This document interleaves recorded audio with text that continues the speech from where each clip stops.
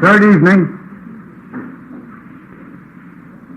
in order to bring you up to date and connect up what has gone before with the evening's talk, let us briefly recapitulate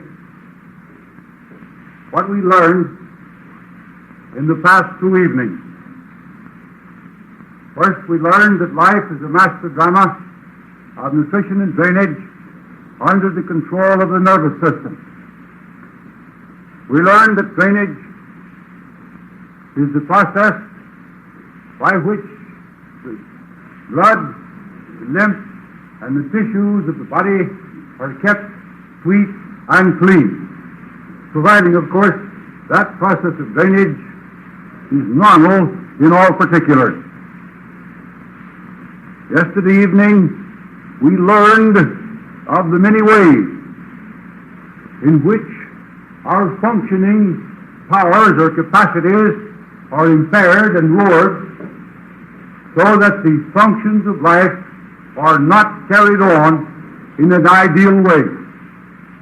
This evening, we want to trace further the developments that grow out of this impairment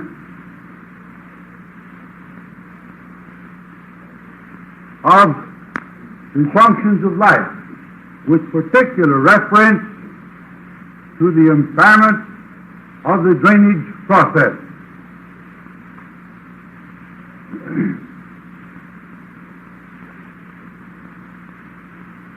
I pointed out to you the other evening that the living body is a poison factor, by which I mean that at all hours of the day and night, asleep or awake, from birth to death, the cells of the body are normally and naturally giving off waste matter, used up material, and that these wastes are toxic, and that in order that the body may be kept free from self-poisoning, the waste must be removed from the blood, from the lymph, from the tissues, as continuously as it is formed. If this process of removal fails, then toxic material begins to accumulate in the blood and lymph and in the tissues,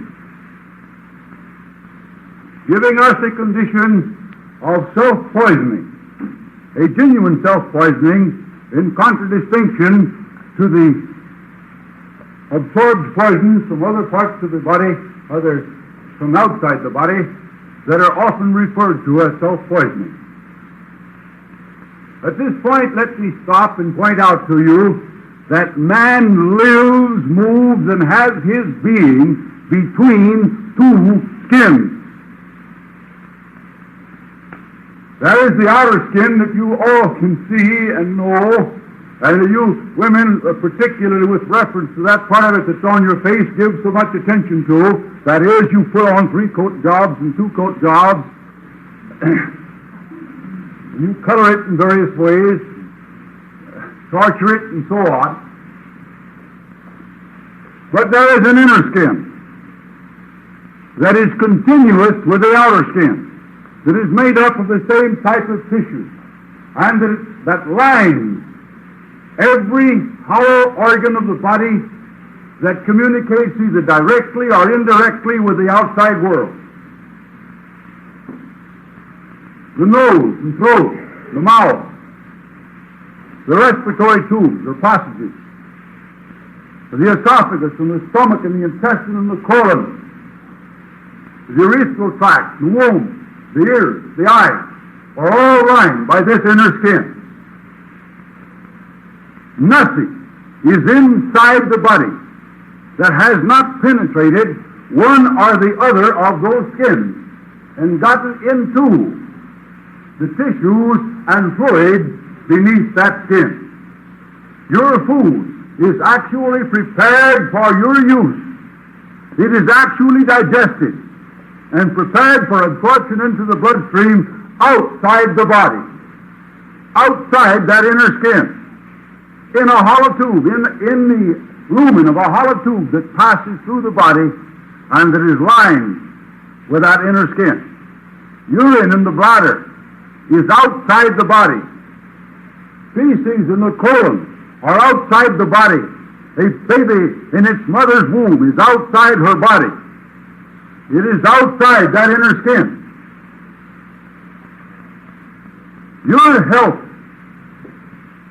depends upon the condition of the fluids and the tissues that are between those two inner skins. Those two skins, I should say, not the two inner ones. Anytime anybody breaks one of those skins and injects something into the tissues or fluids under that skin, something that has no business in that human body, he perpetrates a crime against life. Anytime you introduce anything into your body that gets beneath one or the other of those skins and gets into your tissues and fluids that has no business there, you injure yourself. Now, what is it that has no business there? Anything that cannot be transformed into living structure is a poison. It doesn't matter what it is. It may be common, ordinary earth. It may be chalk. Or it may be something that is much more violently toxic than these substances. Anything that cannot be transformed into living structure by the nutritive processes is a poison. This is the reason that the waste matter, which is made up of the same materials that went into your body originally as food, is a poison. It is now in a condition that it is no longer useful. It is no longer transformable into living structure. It is a foreign body, so to say, and it has no business there, and it must be eliminated. It must be cast out.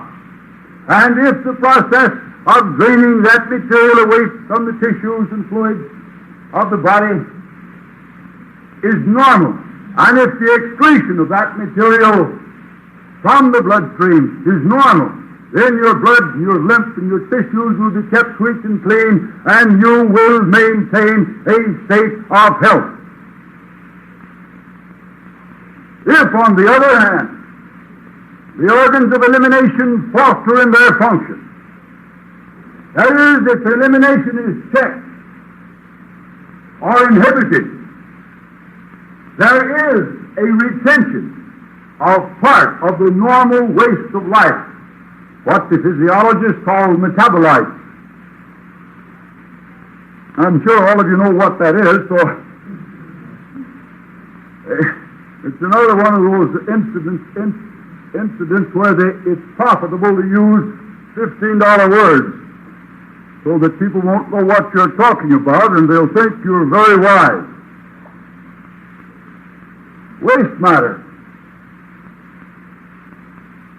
There is a retention of a part of the waste that should be eliminated, and it accumulates in the blood, in the lymph, in the tissues, producing that condition of self-poisoning. Now we have applied to that condition the term toxemia. Now what does it mean? It's another $15 word. It comes from two Greek roots. Toxin, meaning poison, and hemia, meaning blood. Toxemia simply means poison blood. It means an accumulation of toxic waste in the bloodstream. Now, if you look up the word toxemia in a medical dictionary, you'll find it listed about 12 times with a different definition under each one. There are all kinds of toxemias. But the toxemia that I'm talking to you about tonight is an auto-generated toxemia. Not only is it auto-generated, but it is a constant. It is something that you have with you all the time. It fluctuates. It goes up or down depending upon your functioning capacity. And this rises and falls in keeping with the rise and fall of your nerve energy. And your nerve energy rises and falls in keeping with your mode of living. so that you're more toxic at one time than you are at another. Now, when toxins accumulate in the body or in the blood and lymph to the point where they become a menace to life, something has to be done about it. The organs of elimination have permitted that accumulation because they are not able to eliminate the waste as fast as it forms. They have permitted it to accumulate because their functioning power has been impaired. How then are we to get rid of it?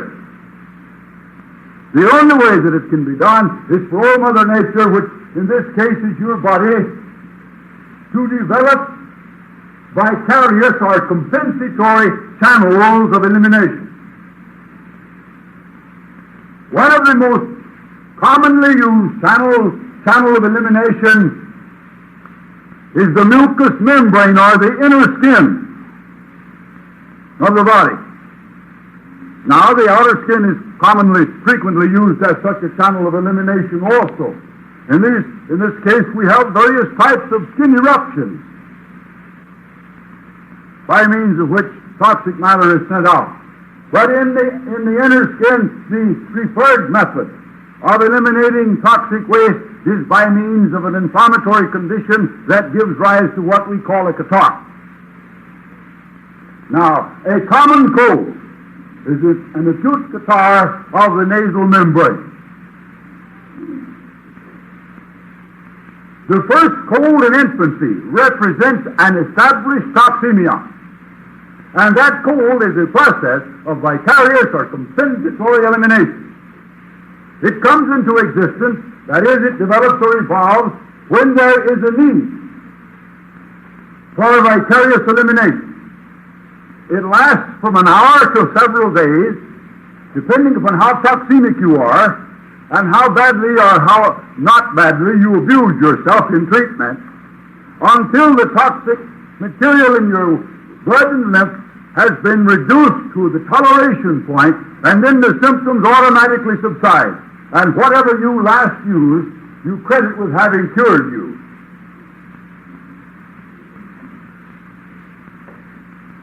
Only today, a lady said to me, with reference to another man who lectures frequently in your city, that this man says, well, Dr. Shelton gets results with his methods, and I get results with my methods, and somebody else gets results with other methods, and so on. We're all doing good. I don't agree with that statement at all.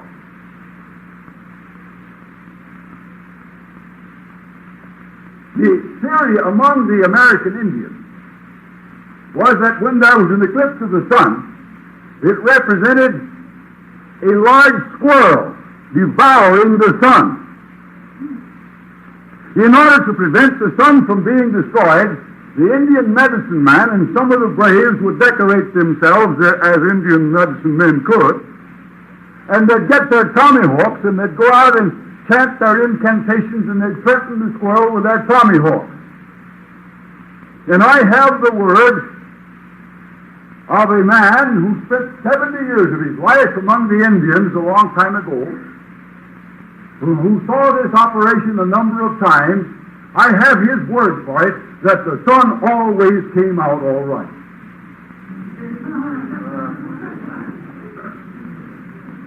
They actually succeeded in frightening away that squirrel and saving the sun. Now, it doesn't matter what kind of treatment you use. If a person has a cold, it will automatically cease, just like that eclipse automatically ceases when the sun or the earth or the moon move away so that the shadow is no longer cast upon that sun. The sun survives automatically, and so do you, irrespective of treatment. Some people get drunk when they have a cold. Others take aspirin. Some take a hot bath.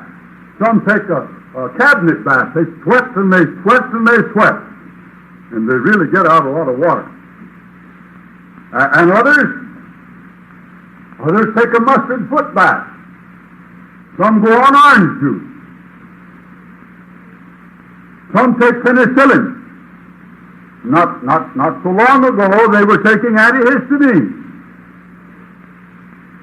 That was a wonderful cure for colds. I counted the cure for colds once. I counted them up one by one that have been discovered and invented from remote primitive times down to the present. And I found 6,000,001. Now, of course, if you want to recount and see whether my count is accurate, that's all right. But 6,000,001 cures for colds, and not one of them worth a dime a carload. But everybody that's been having colds all down the ages has been recovering from their colds simply because it is the process of recovery.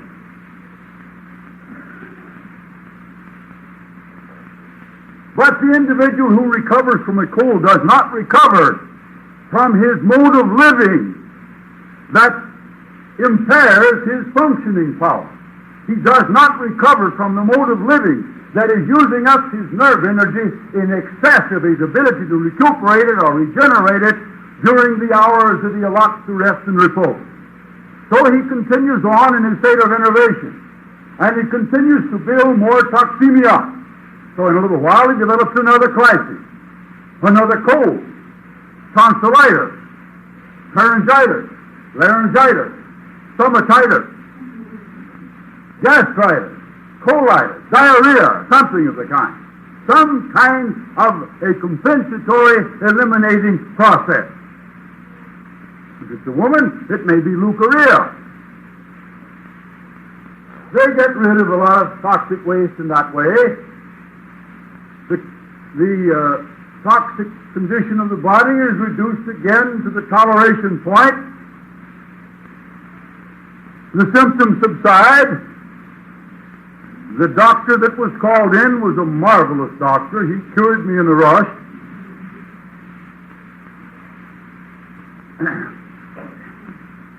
That remedy he used was a wonderful remedy. I told you last night that all schools of healing, irrespective of their theories and their practices, whether they belong to the remote past or to the present or come into existence next week, all ride to glory on the self-healing powers of the human body. And the process that we call disease is one of the most important of those healing powers. All down the ages, the so-called healing professions have been fighting the very thing upon which the salvation of the life of the individual depends.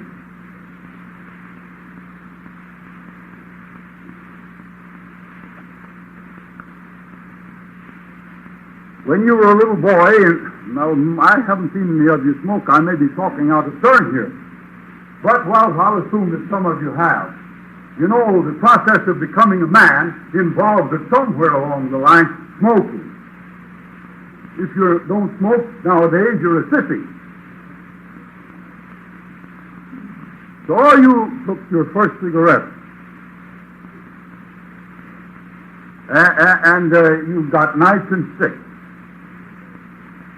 There was vertigo, there was tremors of the muscles, there was headache, there was nausea, there was vomiting. I remember the first time I tried some tobacco, it was in the form of snuff. I was just a little bit of a fellow, not much bigger than the can of snuff itself. And I thought before the process ended that I was going to get my socks up as well as everything else. Now, all of that was simply a means of throwing off that poison. But if you keep on using the stuff, you build what's called toleration points. And you get so after a while, instead of using just a little bit of one cigarette and getting sick, you feel sick if you don't have 2 packages a day. When you reach that point, you can get sick from tobacco poisoning or from nicotine poisoning only by taking the nicotine poisoning in excess of your toleration, then you can have all the symptoms of acute nicotine poisoning. You can have nausea and vomiting and all the other symptoms that go with it by taking your nicotine in excess of your toleration. The same thing takes place when a toxemic condition develops in the body. As time goes on, you develop more and more toleration for it, so that it takes more of it to bring on an acute crisis. But there's chronic poisoning resulting in chronic trouble.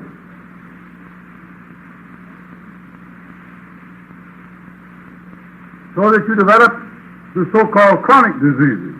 Instead of having a frequent cold, now you've got catarrh of the nose and throat. Well, that's all a cold is, an acute catarrh of the nose and throat instead of a chronic one. You've got what you call sinus. Of course, you were born with sinuses. What you mean is that you've got sinus inflammation, or if you want to use the medical term, you have sinus infection. You have hay fever, or you have asthma, or you have nephritis, or cystitis, or you have colitis, or proctitis, or some other of the many catarrhal diseases in all parts of the body that are lined with that mucous membrane or inner skin. Any part of the body that is lined with that inner skin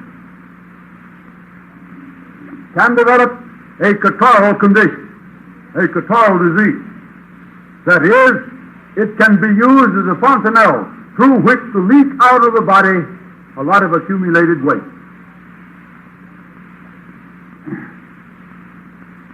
I picked up a textbook on pathology here in one of your bookstores Saturday. It was published in 1948, so it's not too hoary with antiquity as medical books go. Usually when a medical book is 2 years old, it is out of date. That doesn't mean that they make such rapid progress. It means that they have to change so often because they don't progress.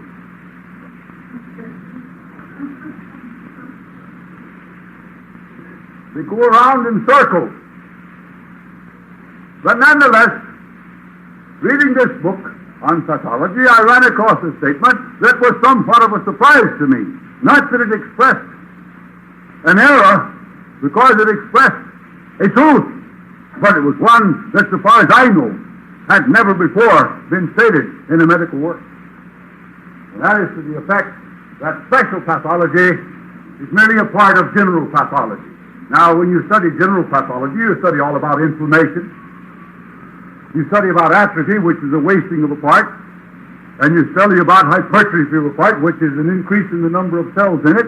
You have that when you have an enlarged tonsil, for example. And you study about hyperplasia, which is an increase in the number of cells and in the fibers of the part. You have that, for example, when you have a tumor and a cancer. And then when you study special pathology, you study about these identical same things: inflammation, atrophy, hypertrophy, hyperplasia in an organ, rather than in a general way. You study about inflammation in the liver, for example, or an abscess in the liver, or you study about hypertrophy of the liver, or hyperplasia of the liver. I'm sorry if I have to use these terms that you're not acquainted with, but heretofore, inflammation in the liver has been one disease, and inflammation in the tonsils has been another disease, and inflammation in the appendix has been a third disease, and inflammation in the brain, well, whoever had that? Nobody ever used his brain enough to cause it to be inflamed, but inflammation in the stomach was another disease, and so on. The same condition in different locations were named according to the location as diseases. Now let's see what we get. Rhinitis. You know what a rhinoceros is. Rhino is the Greek word meaning nose, and the rhino has one. But so do you, and rhinitis is inflammation of the lining membrane of the nose. That's all. You have it when you have a cold. You have it in catarrh. You can also have it if you practice the old habit of our grandfathers and grandmothers of taking snuff up the nose. Snuffing it, they called it. Later they got to dipping it. Then they got to pouring it down under their lips and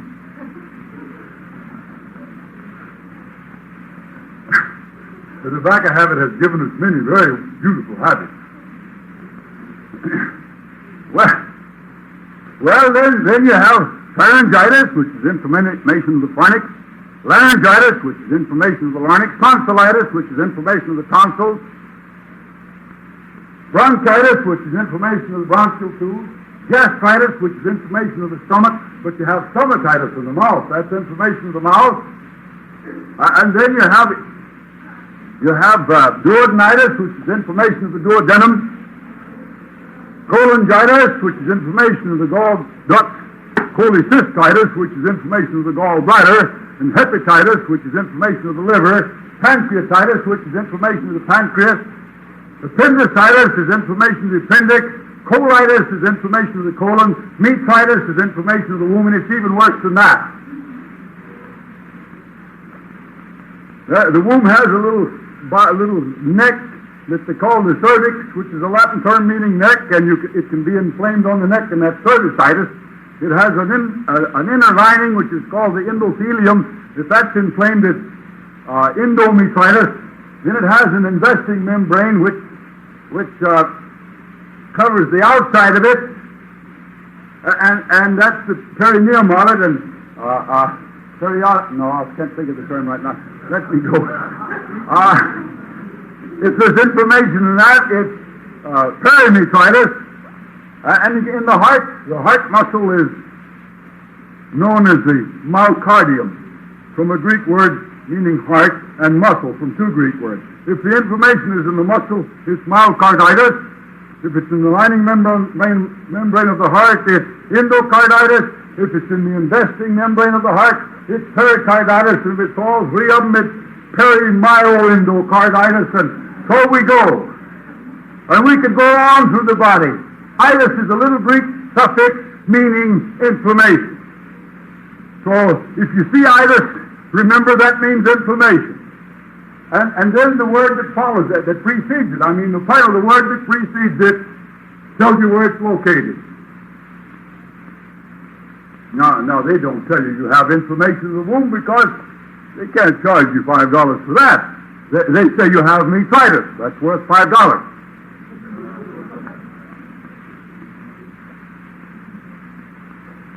And besides that, if they tell you that you have inflammation of the womb, you might suspect that inflammation is inflammation, wherever it's located. And so it is. It's all the same thing. They've got more than 20,000 diseases. And how do we do it? Let's go down into the lower end of the colon. We get down here, way down on the left side, and we have an S-shaped part of the colon that we call the sigmoid. And right down the last 2 or 3 inches of the colon is a little part that we call the rectum. Now, when you have inflammation in the rectum, they don't call it rectitis, they call it proctitis. But what I want to bring out is, if you have inflammation of the sigmoid, that's sigmoiditis. Now these two parts of the colon are continuous with each other. They're not really parts. They're divided off there for convenience of somebody or the other. There's no line of demarcation between the one or the other. You can't find any line that divides the rectum from the sigmoid. But let's imagine a little hairline that goes around on the inside that divides the two. Now, we get just a 1/16 of an inch over on one side of that little hairline with a little inflammation, and we've got proctitis. We go just a 1/16 of an inch on the other side, and we've got sigmoiditis. Every quarter of an inch of anatomy calls for another name. And that's the way you get 20,000 diseases. It's almost impossible to imagine how many diseases human beings can have if they just keep dividing them up in little bitty parts like that and giving a separate name to inflammation in each little part. I don't know why we can't divide them up into several million cells and name the diseases after each cell so you can have several million diseases. Think of all the specialists we could have if we had a specialist for each particular cell in the body.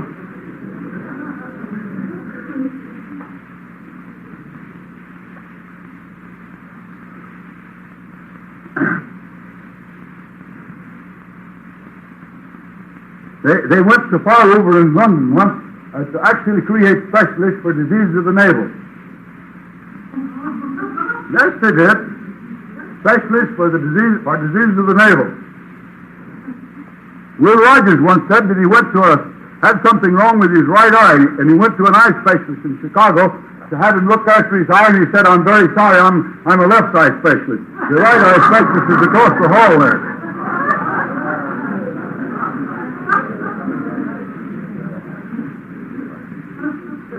What's the matter with a physician that can't take care of the human body? That he has to parcel it out. One fellow takes care of your eyes, and the other your nose, and another your throat, and another your stomach, and another your womb, and another your big toe, and so on and so forth. When the same thing that will produce inflammation in the little finger on the left hand will produce inflammation in the big toe on the right foot. The same internal condition, the same blood and flesh condition that I've just described to you as toxemia produces all of your trouble. I mean by that it is basic. There can be other and complicating causes superadded to that toxic state. But they're secondary, and they're unimportant in the absence of the primary and basic cause. Now how do we develop that? Let's go back. A mode of living, such as I described to you in the first part of my lecture last night, that uses up nerve energy in excess of your ability to recuperate it or to regenerate it during the hours of rest and repose. Lowers nerve energy. Nerve energy is functioning power. When nerve energy is lowered, elimination is checked. Secretion and excretion are both checked. Then we have an accumulation of the normal waste of life in the blood and lymph and tissue. This is what we mean by the term toxic. I said secretion is checked, as well as excretion. Excretion is merely a more technical term for elimination. When secretion is checked, the digestive juices, among other secretions of the body, are not produced in adequate quantities or in proper quality. One of the first noticeable signs of this will be perhaps indigestion. Now, a lot of you people go around suffering with indigestion and don't realize you have it because you have no pain, you have no distress, you have no discomfort. You haven't any symptoms that indicate to you that there's anything wrong. Nothing hurts me, I eat anything I want. How many thousands of times have I heard that? And then a year or two later, the same individual comes back and says, "I don't know what's wrong with me, I can't eat anything. Everything I eat turns to gas." What do you think has happened to him in the meantime? He's just become a little more toxemic and a little more enervated. And now his symptoms are beginning to show up. But let us keep this thing in mind.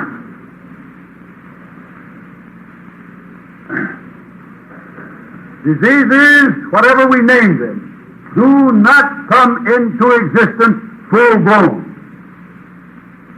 Disease is an evolution. It starts in minute and imperceptible beginnings, and it gradually evolves, step by step, and stage by stage, from that first cold or first diarrhea in infancy to diabetes, or breast disease, or cancer, or tuberculosis, or hardening of the arteries, or heart disease, or apoplexy, or some other of the so-called degenerative diseases of later life by the time you are 35 to 40 or 50. All the time that evolution of disease is going on, it is interspersed at intervals, varying intervals, with crises and toxemia, by which the body seeks to eliminate at least the excessive or the accumulation above its ability to tolerate. You have colds, you have tonsillar troubles, you have other acute troubles, you may have so-called influenza, you may have typhoid or pneumonia, or something else of that type. All of these are merely crises and toxemia by which the body seeks to escape from its toxic overload. Unfortunately, you have been led to believe that all you need to do when you're ill in that way is to be treated until you're cured, after which, of course, they can bury you.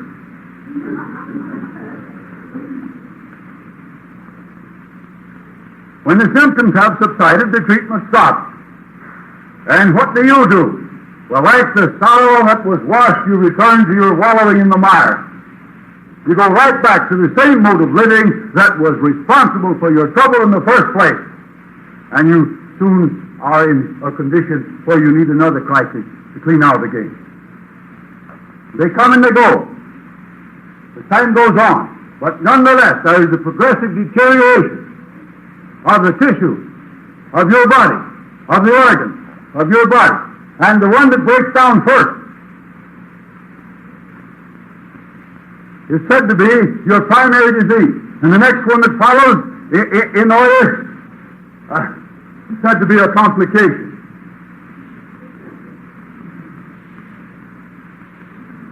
Complication. It's merely a progressive and step-by-step and stage-by-stage wrecking of a body, of an organism that is being poisoned by the retention of its own waste matter, consequent upon a mode of living that impairs its functioning power so that it is unable to keep itself clean. Internally clean, I mean, and eternally clean. You plant an acre seed and you get a little sprout.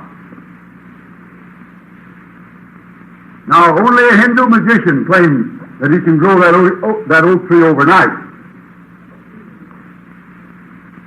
All of you know that it takes years to produce an oak tree from a little sprout or sprig. It should be equally easy for you to recognize that it takes years for you to develop cancer. The little sprout came into existence perhaps when you were an infant, maybe even before. The way to prevent cancer is to start early with a mode of living that maintains health. Cancer does not develop in healthy tissue. If you can keep the tissues of your body healthy, and you can avoid cancer. Not only can you avoid cancer, but you can avoid Bright's disease and diabetes and heart trouble and apoplexy and all of these other diseases that are troubling so many of us today. But it's first necessary that we recognize not only the unity of pathology, that is, that it's all one, and the evolution of it, that we progress step by step and stage by step from the simple to the complex, from the cold to cancer, from the cold to apoplexy, from the cold to Bright's disease, from the skin rash, the little skin rash that the little baby has a few days after birth, to perhaps diabetes at later life. We must not only recognize that, but we must go back of the evolution, back of the initial pathology, and recognize its causes. Toxemia is the immediate cause. Innovation produces toxemia, but innovation is produced by a mode of living that uses up our nerve energy in excess. Now you can understand, I believe. Some of you last night told me I hadn't told you anything that you hadn't heard before. Of course, I knew better. I've got a lot more to tell you before we're through that you haven't heard before. But now I believe you can understand why I stressed so much last evening the many factors in our mode of living that waste and that dissipate our energy. It was merely the foundation for this evening's talk. the dissipation of energy, the waste of energy, is the first step in the evolution of any pathology, any disease. Name it what you will.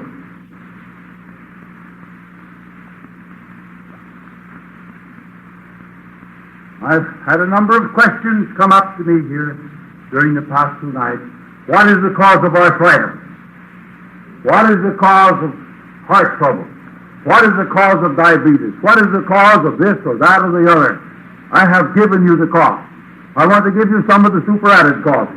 One of the superadded causes, one of the most common of them, is the absorption of poisons from the digestive tract. Now, why do you absorb poisons from the digestive tract? The normal products of digestion are not poisons. They're amino acids, monosaccharides, fatty acids, vitamins, minerals, water. These are the normal substances that foods are broken down into in the process of digestion, and these are the substances that should be absorbed into the bloodstream and carried to your cells and tissues to be utilized in building new cells and new tissues. Why do you get poisoning from the digestive tract instead of nutrients? You get it because secretion has been checked or impaired by your enervation, so that your food, instead of digesting as it should, undergoes bacterial decomposition, fermentation, and putrefaction. Your fats, the oils and the butter and the cream and the other things of that kind that you eat become rancid in your digestive tract. Your proteins rot. The digestive tract becomes a brewery. The sugars and starches are converted into alcohol, acetic acid, carbon dioxide, and water. And the water is the only thing in it that is of any value to you. And these poisons, not all of them, thank heaven, but some of them are absorbed into your bloodstream to be added to the toxemia from which you are already suffering. Now, you say those toxins will be carried to the liver and destroyed. It's quite true that the liver is quite a deficient organ in destroying these toxins that are absorbed from the bloodstream. But don't forget that under this condition, your liver is also enervated. Its own functioning power has been reduced.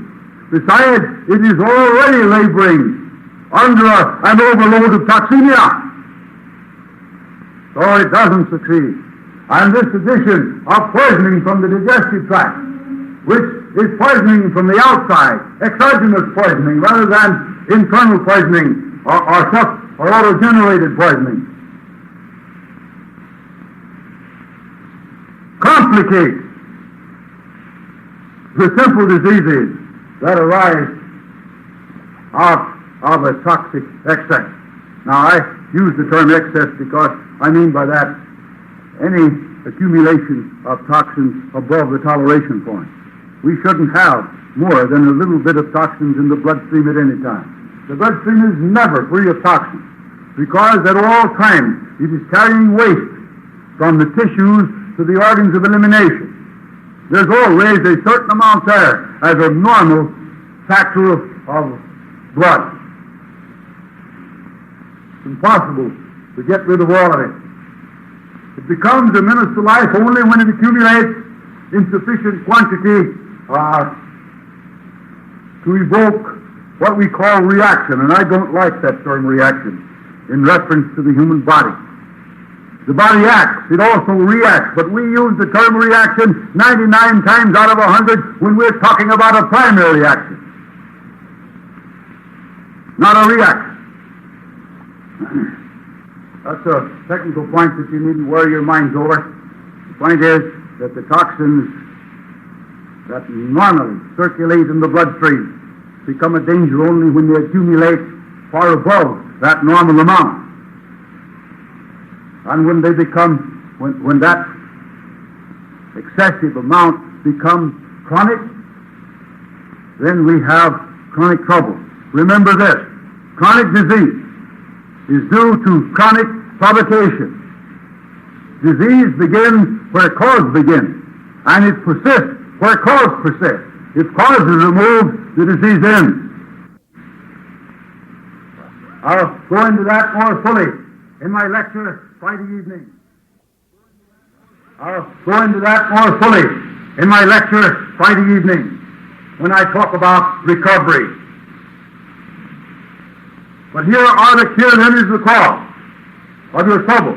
Now I know that many of you had your tonsils removed, your teeth pulled, your appendix and gallbladder taken out, your womb and ovaries and tubes removed, your seminal vesicles, perhaps your prostate gland, your deviated septum whittled out, your sinuses chiseled out or drained. You've had all kinds of things done to you because these things were said to be foci of infection. Nobody ever stopped to ask the question, how and why did they become such? I remember some years ago I was called to see a woman in the city of San Antonio. She was in a nursing home there in the city. She had arthritis, or you can't have it either way you want. Every movable joint in that poor woman's body was arthritic. Even her jaw, as I said the other night, she still had enough motion in the jaw to be able to eat. She gave me this story. 6 years before I was called to see her, she developed arthritis. I believe it was in the one ankle. She went to see her family physician. He examined her and he got through. He said, you have arthritis. I can't do a thing for you.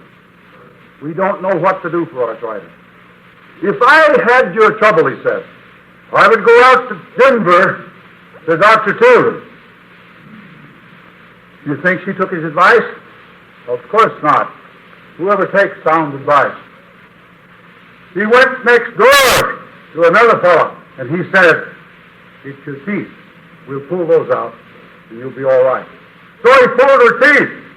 You think she got all right? Of course not. She developed arthritis in the knee. So now she had it in the ankle and the knee. She went to another physician. He said, it's your tonsils. We'll take out your tonsils. Then you'll be all right. So they removed her tonsils. Then what do you think happened? Why, she got well, of course.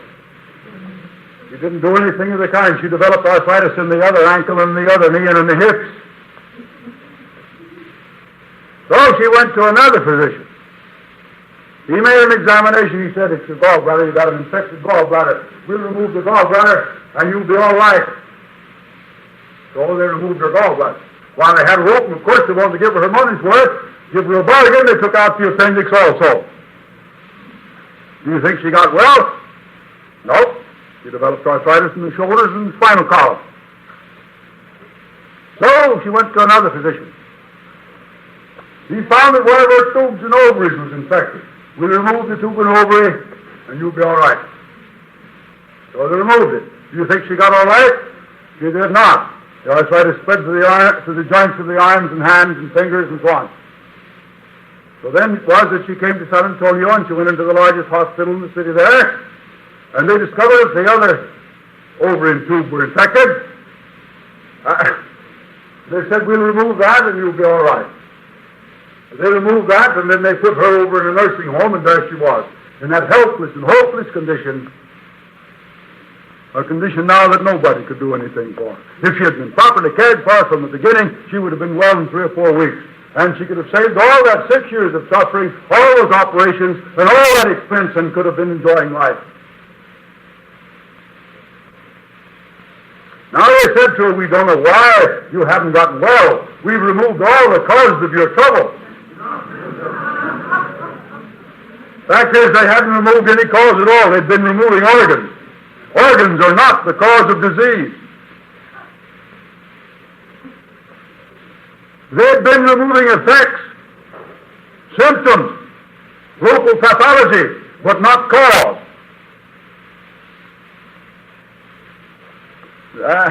I talked to the lady and I told her my method of caring for arthritis, and she said, isn't that the same kind of a method that Dr. Tilden uses? And I said, yes. She says, I wish I'd gone to him 6 years ago when my physician told me to. She should have, but she didn't. They had removed all the cause of her trouble, they said, and she didn't get well. I've seen that over and over and over during the past 35 years. I've seen men relieved of all of their teeth for arthritis, and every tooth was sound. I've seen tonsils taken out when there was nothing wrong with them, and they shouldn't come out even if there is. There's just as much intelligence in removing a tonsil because it's inflamed as there is in removing the heart because it's inflamed. Cutting off the head because you have a headache, chopping off your toe to cure a corn. The one's just as sensible as the other.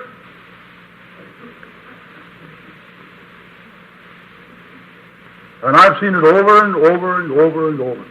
They're still doing it. Although they now admit that the removal of the tonsil makes the child more likely to develop polio, that the removal of the tonsils increases the incidence of arthritis instead of decreasing it, that the removal of the tonsils is very necessary, they're still taking them out by wholesale. Because why? There's money in it. The lust for money is a root of evil.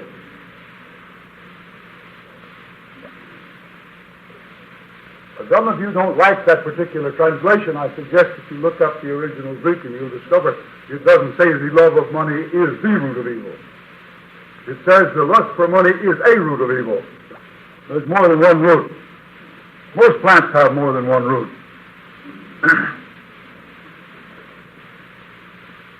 Now, it isn't just arthritis that your organs are removed for.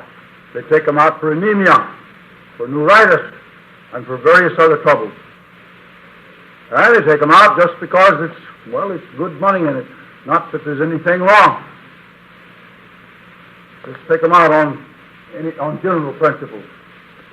And if they have succeeded in converting you into a mass of scar tissue and a bundle of nerves by this continuous operation, and you reach that point where you've got nothing but symptoms and you're constantly talking about them and worrying about them and they can't take out any more organs without killing you, they tell you your disease is all imaginary. What you need is a psychiatrist. Psychiatry is another racket that came into existence to take some of the burden off the fellows that were producing the troubles. Some years ago, Dr. S. Weir Mitchell, who was a famous neurologist at the time, followed Dr. Keene, who was one of the famous surgeons at the time, and famous endocrinologist, on the platform in Philadelphia. Dr. Keene had estimated, so he said in his talk, that during the course of his lifetime as a surgeon, he had added something like 30,000, I believe, years to human life.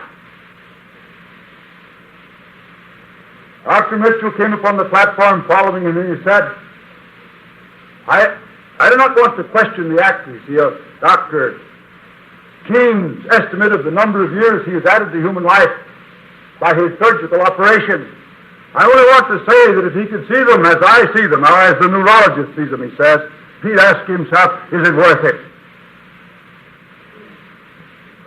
Now, know what he means? It means that operating on people, cutting into their nervous system, subjecting them to repeated nervous shock from operations, wrecks the nervous system, brings on neurotic and psychotic symptoms. As Dr. Henry Lindlaw used to say over and over and over again, cutting into the ovaries is like cutting into the brain. And our insane asylums are full of women who have had their ovaries removed and have gone crazy as a result. And the streets are full of them that are not crazy enough to be put into the asylums, or that we ought to have some other kind of a place to put them. From the same cause. No wonder Dr. Mitchell says he would ask himself, is it worth it? Yes, the idea of restoring you to health by taking you apart piece by piece and consigning you to the surgical garbage pail is quite popular today, and the practice is very profitable also. But if you want health, you'll avoid practices of that kind. Save your money. I remember being called in to see a case of supposed appendicitis a few years ago. I went into a home that was a picture of poverty. It was during the Depression days. There was a woman lying on the bed there that was supposed to have appendicitis. 3 physicians had agreed that it was appendicitis and that she had to be operated upon before morning or she would die.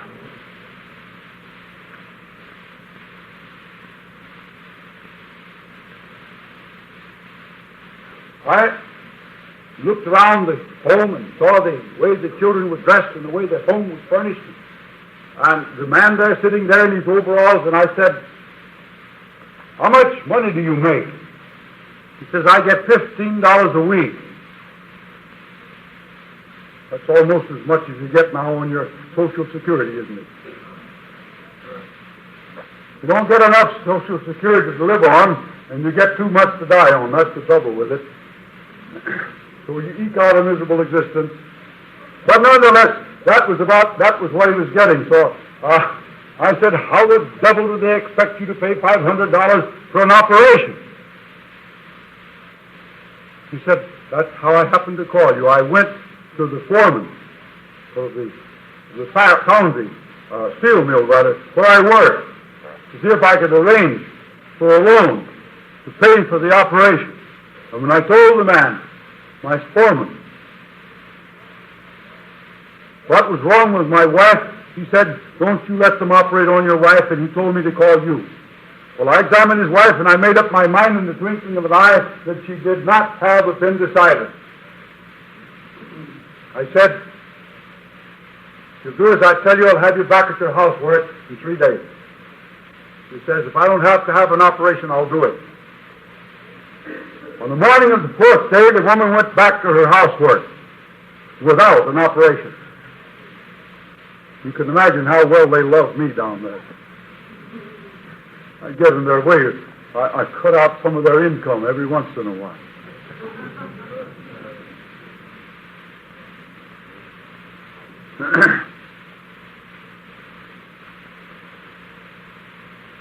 Now, all of our diseases grow out of the causes that I have just mentioned for you. Cancer develops at a site of chronic irritation, so they tell us. But they never tell us what produces the chronic irritation. Cancer of the womb follows upon a long-standing catarrhal inflammation of the womb. What causes catarrhal inflammation of the womb? Toxemia plus intestinal absorption of poisons. This causes your catarrhal inflammation of the womb. Large numbers of ulcers of the stomach evolve into cancer. How do we develop ulcers of the stomach? Well, first we become toxemic. First we become enervated and then toxemic. And then we overeat and we develop gastritis. Oh, it's an acute case. In a few days we're well again. Well, we keep on with our abuse of ourselves. And then we have another case of gastritis. And after a time, the gastric condition becomes chronic. We have chronic gastric catarrh. That means a chronic inflammation of the lining membrane of the stomach. Time goes on, and that chronic inflammation becomes hardening of the tissue. Hardening is followed by a breaking down of tissues. We have ulceration. All growing out of a persistence of the original cause, toxemia. And then, from the persistence of that same cause, the hardened edges of that ulcer take on what we call fungation, and that's another name for cancer. It's first irritation, then inflammation, then induration or hardening, then ulceration, and then fungation. And those are the major steps in your evolution of cancer from a simple catarrh to begin with, and growing out of a mode of living that uses up nerve energy in excess. It doesn't matter whether the cancer develops in the breast, in the rectum, in the stomach, in the intestine, in the womb, or somewhere else. That is the order of its evolution. And it can be checked at any point along that line by removing the cause at any point up to the actual development of the cancerous state itself. The trouble with our handling of cancer today is that we begin at the wrong end. We begin at the end point rather than somewhere back along the chain of cause and effect where the evolution of the pathology can be stopped. I remember some years ago a woman had a lump in her breast, and there was a great lot of publicity in the newspapers in those days, and there is yet, urging you to go and see your doctor if you have a lump, if you have a mole that starts growing, if you have persistent bleeding from some orifice of the body, if you continue to lose weight from some unknown cause, and so on and so forth. You know the 7 danger signals. You hear them on the radio almost every day. You read them in the newspapers and in the magazines. Oh, yes. So this lady went to a physician. He examined her breast, and he says, "It's not cancer yet. Come back in 6 months, and I'll examine you again." In other words, let's wait until it evolves into cancer, and then we'll begin to try to do something about it. Let's wait until the condition reaches that point where no power under heaven can help you, and then we'll try to do something. In the meantime, let's ignore it. Let's come back in 6 months and I'll examine you again. Why did he say come back in 6 months and I'll examine you again? Because he didn't know what to do anyhow. That's all he could say.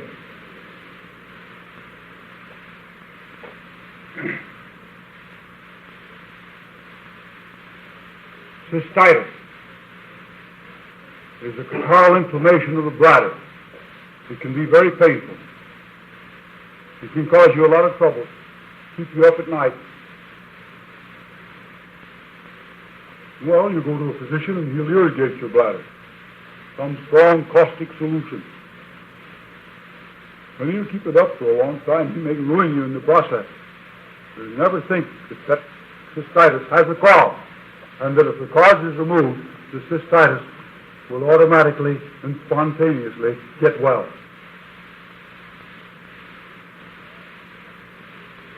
Hemorrhoids, varicose veins. Hemorrhoids are varicose veins, only they're in the rectum rather than in the leg. What have we here? We have an innervation, an toxemic condition, and a gradual weakening of the walls of those veins. And we have pressure from above, from constipation, or from a tumor, or we have the person standing all the time, so that the pressure of gravity is helping to cause an accumulation of an excess of blood in those weakened, in the vessels with the weakened walls, and they begin to stretch, and they stretch, and they stretch, and you've got varicose veins, all coming out of the same cause that produced your cold the first time you had one. Only today, I was reading in that same work on pathology that I told you about, and it said that perhaps in varicose veins, and perhaps in most cases, there is a congenital weakness of the walls of the veins. Now, a congenital weakness simply means that they were weak from birth. There isn't any need, any necessity to assume a congenital weakness in these cases when you think of all the thousands of weakening influences to which we are daily and hourly subjecting ourselves in our insane mode of life today.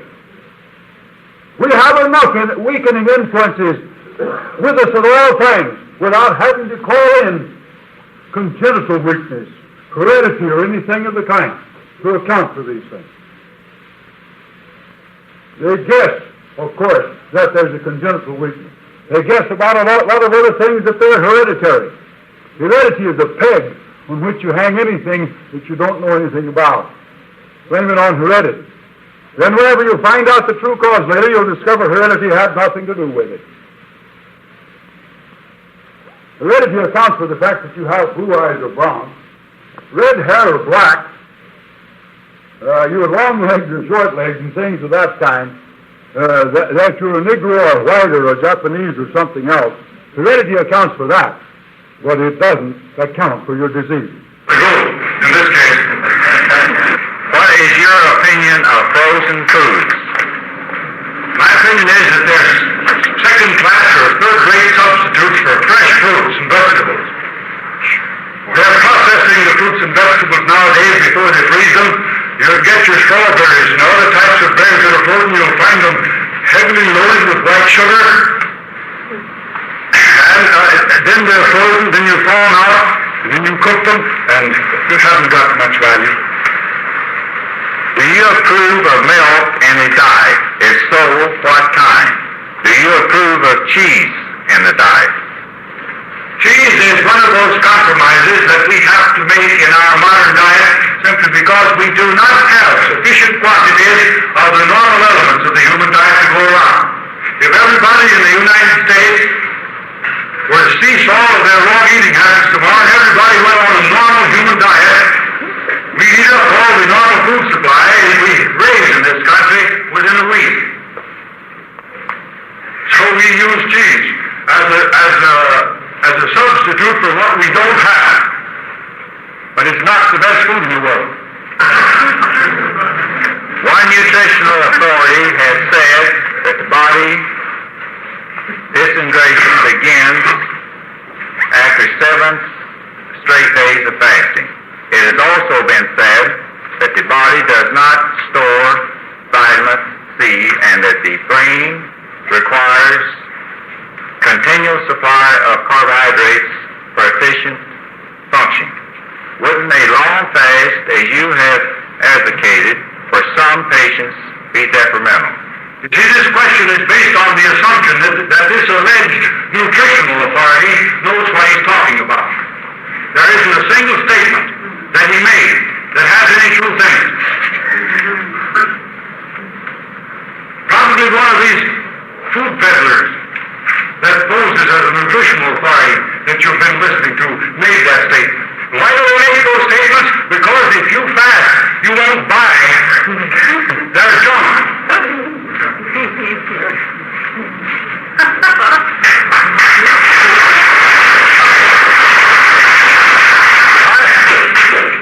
One of my patients went into a health food store in San Antonio once, and he said to the young lady who runs the store, "Why don't you handle Dr. Shelton's books?" She says, "I'm in business to make money. If I sell my patients, my patrons, those books, they won't come back and buy my foods." Another health food store man in New York City was handling my books.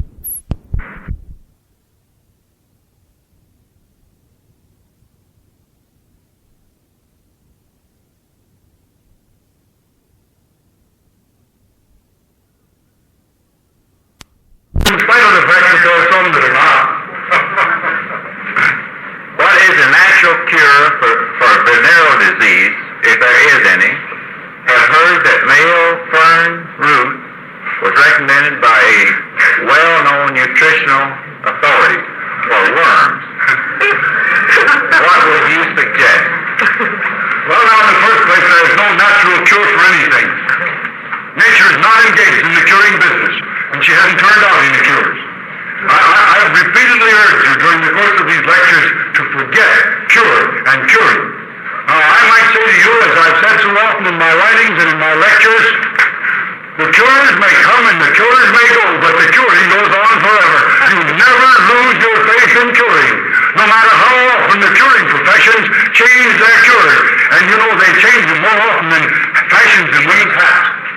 I'm sure you've all heard the story about the man who one of his neighbors saw him running down the street as fast as he could with a bundle under his arm, a box under his arm, and the neighbor stopped him and said, What's your hurry? He says, "I just bought my wife a new hat and I'm trying to get her home before the fashion changes." Well, that's the same way in cures. The fashion changes so rapidly that by the time you become acquainted with one, they've got another one. And it doesn't matter which school you go to, it's the same thing in all of them. It's a constant succession of new cures, new wonder cures, new sensations. And you keep on believing in cures. Nature is not engaged in curing and she hasn't turned out any.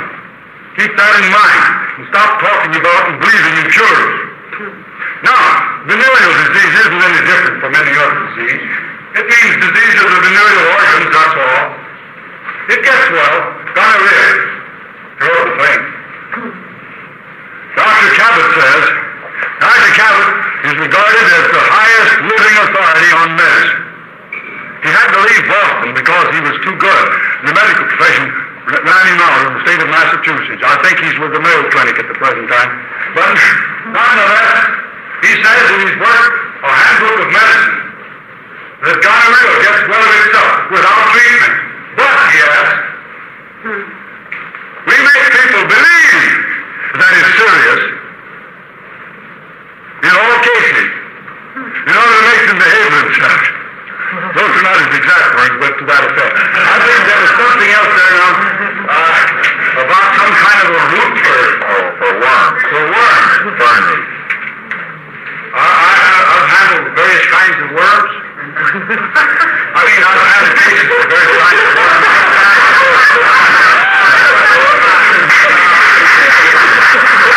Tapeworms, hookworms, threadworms, various other kinds of worms. I find all I have to do is stop the patient from eating for 3 or 4 days, or I put him on juice for 3 or 4 days, and he loses his worms. Same thing with so-called amoebic dysentery. I had a professor worked for the Standard Oil Company. He was teaching these children of the employees of the Standard Oil Company down in South America. They had him down there on big salary. He developed what they call amoebic dysentery. Well, they gave him all his amoebicides. They almost killed him instead of the amoeba with the amoebicides. They didn't do him any good. So he went to New York at their expense. He stayed there for a while, and they fed him with plenty of poison. And then he came down from New York to my place. And in 1 week, he was free of his amoebic dysentery. How? I just stopped feeding the amoeba. I stopped him from eating. Why do I have dull pains in my lower back when on feet all day long? I'm 40 pounds overweight. My doctor the muscular strain of the faulty position. My doctor can't find the reason. What can I do for sunshine? I've heard that so many thousands of times it gets monotonous. My doctor can't find the reason. He doesn't know the cause of a single disease that he deals with. From a cold to cancer, he doesn't know the cause of a single disease of the nosology. Of course he can't find the reason. Also conjunctivitis of the eye. Well, he has conjunctivitis. You say it's of the eye, where else could it be? What she said. I didn't say that. Conjunctivitis is a catarrhal inflammation of the lining of the eye, which is called a conjunctiva. What causes it? It's a catarrhal condition. It grows out of toxemia. It's the same thing that causes a cold or rhinitis in any other part of the body. How to get rid of it? I'll tell you Friday. My doctor tells me my blood is too thick. Please tell me how to go about thinning my blood. I tell you what I do, get another doctor. I'll pay him off and leave him off altogether. Has alfalfa or sunflower seed any nutritional value? Of course they have. What? I think alfalfa is a wonderful food for horses and cows, as I mentioned a while ago. Sunflower seed are excellent foods. I use them too. Along with the chickens, they like them. Do you think there is any benefit or necessity in reference to any cooked foods? No, I don't think you have to eat cooked foods. Cooking adds nothing to food. It always takes from it. Can't get a thing out of cooked foods that you can't get in greater abundance out of the uncooked foods. I perspire a lot at night in bed. Well, now that could be from more than one different condition. It might be a purely nervous condition. It might be that you're sleeping where you're hot. It could be that there's some septic condition somewhere in your body. You find it in tuberculosis, you find it in gonorrhea, you find it in various other septic states of the body. And a check of you might disclose why you do that. Why are you opposed to wheat as food? Also, what is your attitude towards corn, rye, and barley? But all of those questions were answered previously when I mentioned the fact that all cereals fall outside of the normal diet of the human being. Regarding herbs, I'm using a combination of alfalfa, red clover blossoms, raspberry leaves, strawberry leaves, peppermint leaves, leaves, mace, callum, papaya, and fennel seed. Are any of them poison? If not, do you still denounce all such herbs? There may be a little question about fennel. I don't think there's any poison in any of the rest of them. The only herbs I have any objection to are the poisonous herbs, the so-called medicinal herbs, the ones that are supposed to cure you of your disease. Do you advise rubber stockings for varicose veins and swollen ankles? I do not. If you want to make your varicose veins worse, use rubber stockings or something else of that kind to interfere with the circulation of the leg and weaken the tissues of the leg, including those of the walls of the veins, still more. Dr. Shelton, isn't the sock on the foot better than the sock on the chin? Not always. Some people need a sock on the chin. Is the walnut a good nutritionist nut for the hygienic diet? Both types of walnuts, the English walnut and the black walnut, are excellent foods. It's much easier to buy nuts already shelled rather than shelling them yourself. Aren't you a lazy nut? Is it just It's a much better nut if you take it fresh from the shell. And after it's been subjected to the atmosphere for a considerable time, a lot of oxidation has taken place and the oils have become rancid. We're getting so lazy now that we're too lazy even to chew our food. We buy machines to do it for us. children do not masticate nuts too well? Is it all right to flake them in a liquefier without blanching them? If you have a child that doesn't masticate nuts, you have a child that you have miscared for from the beginning. Children normally and naturally chew their foods if they're handled properly from the start. You don't have to force it on them. You don't have to keep urging them. Now chew your food. Now chew it. Now chew. Now you mustn't swallow without chewing it. They do it normally and naturally, just like other little animals do. Most of you people start your children off with mashed potatoes and scraped apples and mashed bananas and purees and soups and foods that don't have to be chewed, and you keep them on that kind of a diet so long that at the right time of their life, when they should begin to chew instinctively, you keep them on these things and they never learn to chew. The best way is for the child to chew its food, and don't flake it and teach it to go on through life flaking this thing. I was told that skin or almonds contain vitamin B. That's in reference to flaking. It may be possible that there's some vitamin B in the skin of almonds. There's also some prussic acid. See, can a person improve his health to a high degree even though he has had a considerable amount of root canal and surgery done in his mouth and now has bridge work and some dead teeth? Yes, he can.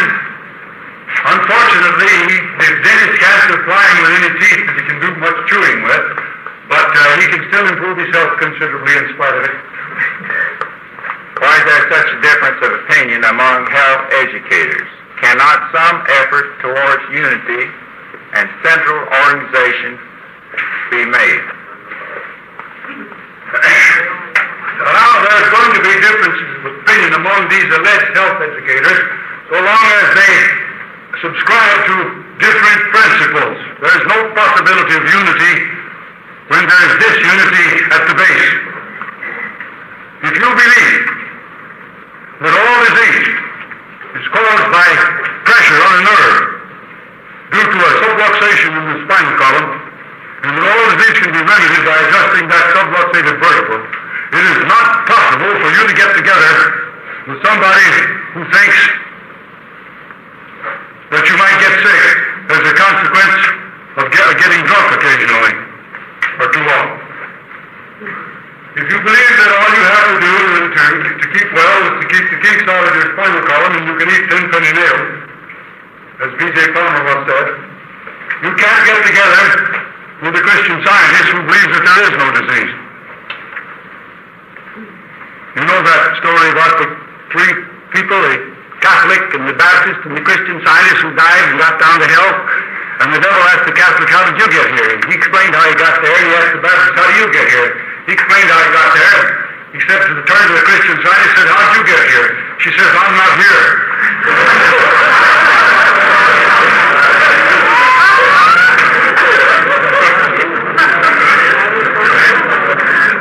How did you cure the woman with appendicitis in 4 days? I didn't cure anybody in all my life. I never expect to. I'm not in the curing business.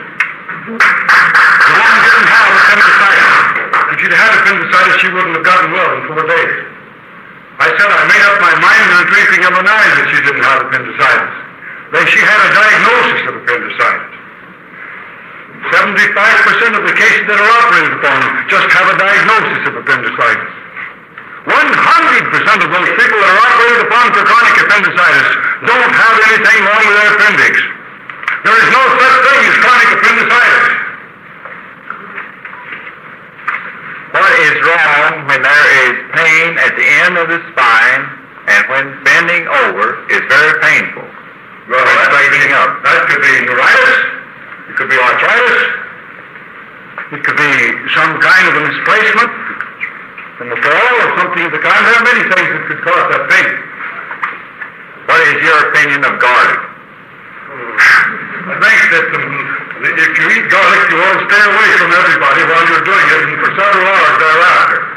It's not a good food. None of these foods that are rich in mustard oil are suitable for regular use at least. If you want to use them occasionally, make it very rare. Whether it's garlic, onions, leek, chive, shallots, or whatever it is that's rich in the mustard oil.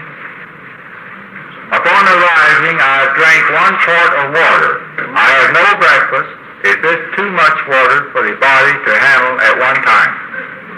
There is no sense in drinking any amount of water, whether it's a thimbleful or a tubful, upon arriving in the morning, unless you're thirsty.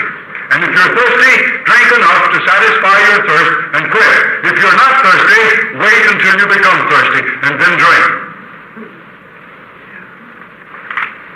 How long have you fasted? Explain why we live to 68 years if we live so badly. We lived to 68 years. A few years ago, I'd say it was longer than a few years ago, Sir William Harper, who was considered one of the greatest medical men who ever lived, noting the condition of the people when they reached 60 and beyond, recommended chloroforming everybody at the age of 60. Why? Because you're a bunch of bald heads, glass eyes, false teeth, wooden legs, hobbling around, members of the great army of unburied dead, waiting for the undertaker, but not wanting to be buried. You live. You call that living?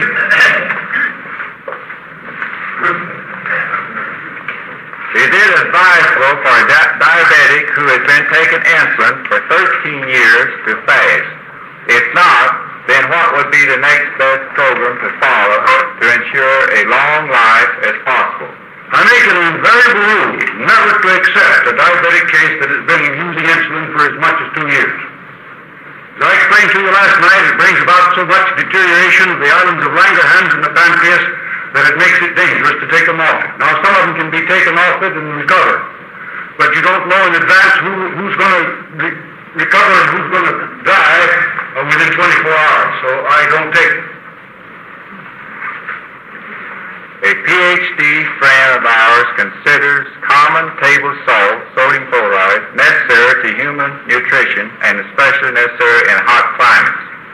He has come back at me with the idea that table salt serves as a catalyst in the body and that is the reason it leaves the body in the same state in which it enters. What do you know about this? I think there's nothing like being a PhD. If you understand what the B stands for, the PH is PH-double-O-L. Now you can figure out the rest of it, I believe. Sodium chloride has absolutely no business in the human body in the form you take it as common salt. It does not serve as a catalyst. It serves as nothing more than an irritant.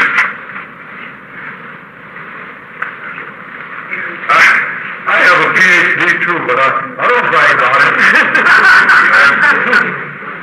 What is your estimation of the comparative nutrient value of vegetables grown above the ground in the sunlight and those grown under the ground?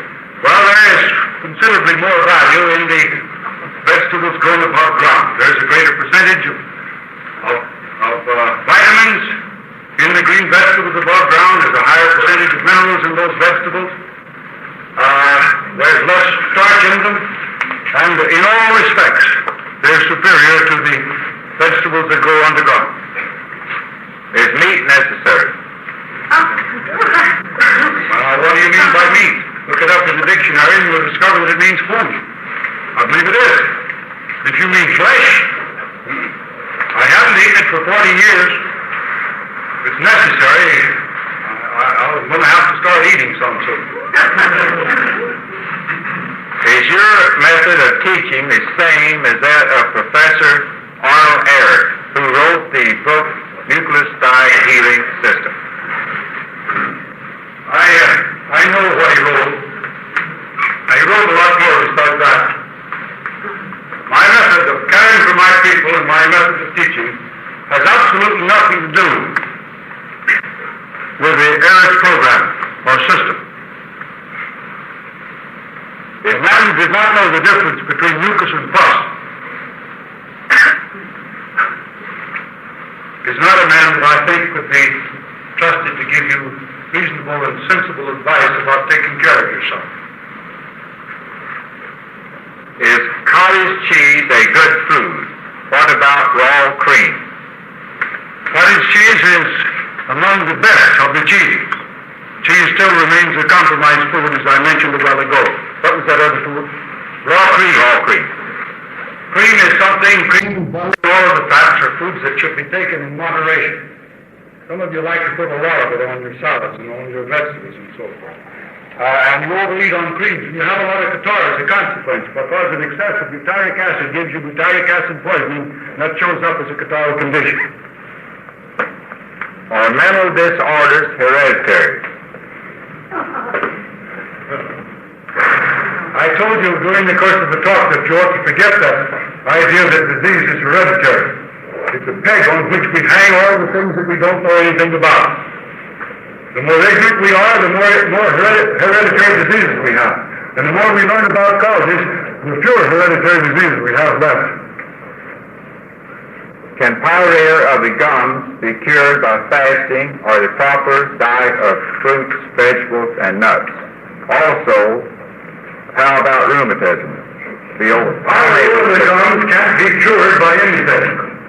But pyorrhea will get well. That is, the patient will get well of his pyorrhea on a fast, or a fast followed by proper food. And by removing all the causes that have produced Rheumatism. How about rheumatism? That's right. Well, how about it?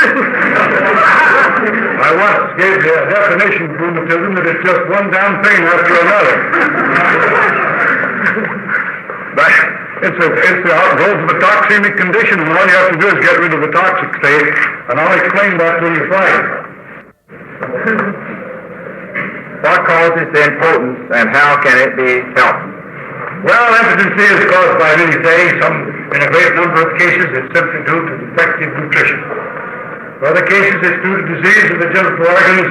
I think in a great majority of cases, it's simply due to sexual excesses.